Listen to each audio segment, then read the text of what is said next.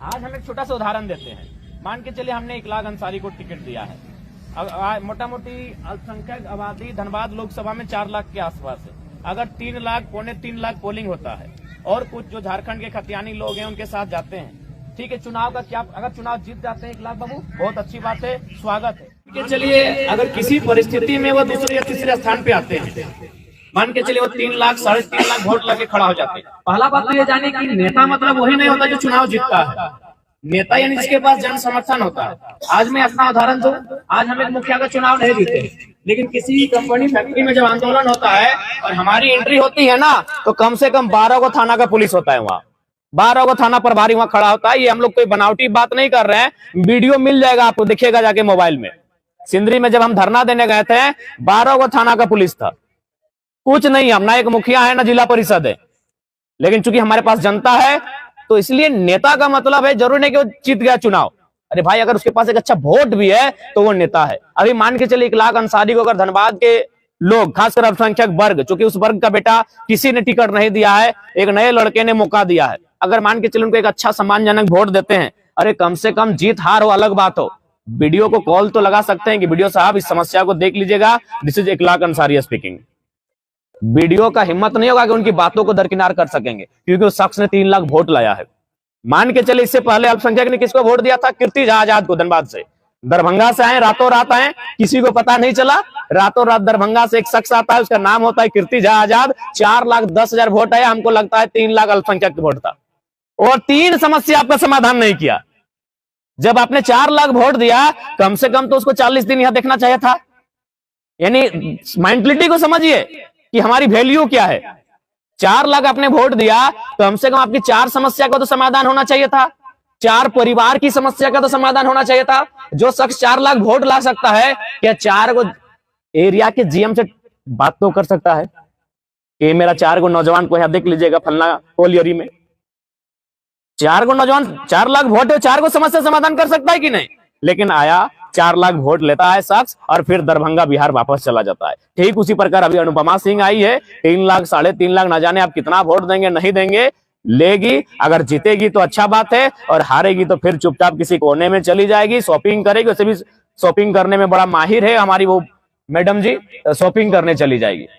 आपकी समस्याओं से कोई मतलब नहीं, जीतेगी तो मतलब रहेगा, लेकिन अगर हार गई तो कोई मतलब नहीं रहेगा। और क्या गारंटी आप ले पा रहे हैं कि उनको जिता देंगे? हार गई तो फिर वो वापस चली जाएगी जहां से आई थी। आप नहीं जानते उनको वो कहां से आई है, अचानक आई है। लेकिन अगर 1 लाख अंसारी उसी के जगह पर उतना ही वोट लेके आता है, पूरा 5 साल संघर्ष करेगा, जहां जहां समस्या होगी वहां वहां टेलीफोन घुमाएगा, और किसी का मजाल नहीं कि उसकी फोन को इग्नोर कर सके। 3 लाख वोट लाया है भाई, 4 लाख वोट लाया है, 2.5 लाख 2 लाख वोट लेके आया है, मजाक नहीं है। यानी समस्या अगर आपकी है तो नेता भी आपको बनाना होगा। अब आप दरभंगा वालों के भरोसे रहिएगा, बलिया छपरा वालों के भरोसे रहिएगा, तो ये दुर्भाग्य है।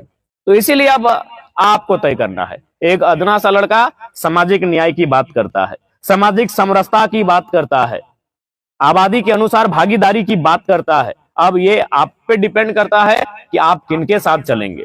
आप किसी राजनीतिक दल का वोटर बन के रहेंगे या फिर उस राजनीतिक दल में अपने आप को लीडर बनाएंगे, ये आप पे डिपेंड करता है।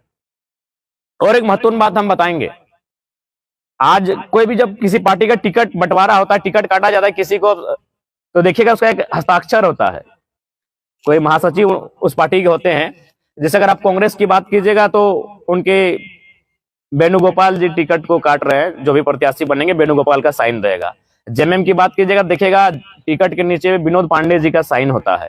ठीक उसी प्रकार अगर आप बीजेपी की बात कीजिएगा तो टिकट के नीचे अरुण सिंह का साइन रहता है। लेकिन आप हमारे टिकट को देखिएगा, उस टिकट के नीचे एक अल्पसंख्यक बेटा फरजान का साइन होता है। यह सम्मान 23 साल के झारखंड में अल्पसंख्यक को किसी ने नहीं दिया था।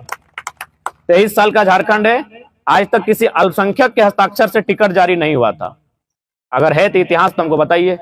23 साल हो गया झारखंड का। 2004 में चुनाव हुआ, 2009 में हुआ, 14 में हुआ, 19 में हुआ। ये झारखंड अलग होने के बाद ये 5वां चुनाव है, कभी किसी अल्पसंख्यक के साइन से टिकट जारी नहीं हुआ है।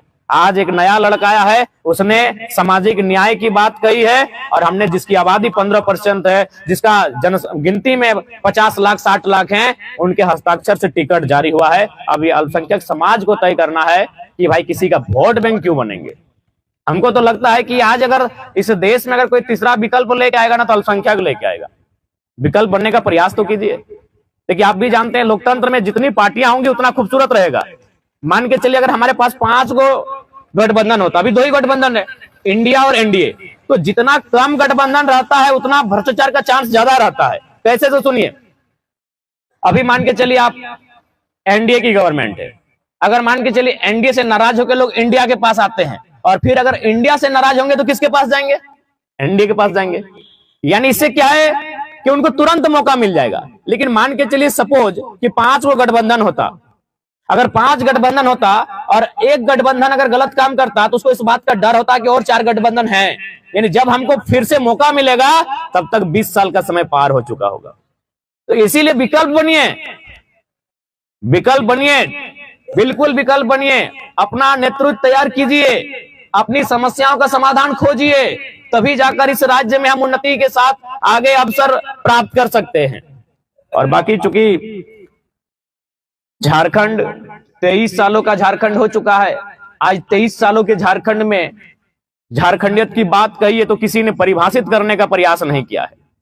आज आप किसी राज्य में चले जाएं, बंगाल आप चले जाएंगे तो आप भले आपके समाज के ही लोग क्यों ना हो, लेकिन भैया वहां आपको बंगाल का राइट्स मिलने वाला नहीं है। वहां के शिक्षा में, वहां के नियोजन में आपको अनुपात में मिलेगा अभी बहुत कम। आप उड़ीसा चले जाएं वहां तो ना के बराबर है। लेकिन हमारा झारखंड बाबा जी का ढाबा है, यहाँ किसी प्रकार का कोई संरक्षण नहीं है यहाँ के मूलवासियों के लिए। इसलिए आज एक नए लड़के इसीलिए राजनीति में आए हैं कि आज हम तो गांवों में रह जाते हैं, लेकिन शहरों में जाके देखिए आज क्या हो रहा है। हमारी जमीनों को हड़पा जा रहा है, कल कारखाना के नाम से, सड़क चौड़ीकरण के नाम से, रेल के नाम से आज हमारी जमीनों को कौड़ी के भाव अधिग्रहण किया जा रहा है। हमारी जो नौकरियां हैं उनको पता कर लीजिए, 20 लाख 25 लाख में बेचा जा रहा है। हमारे नौजवान पढ़ लिख रहे हैं, 10 साल से तैयारी कर रहे हैं और पता चल रहा है कि परीक्षा लीक हो चुका है। पता चल रहा है कि 22 लाख में सेटिंग हुआ है, अगर दे पाए तो नौकरी मिलेगा, नहीं दे पाए तो नहीं मिलेगा।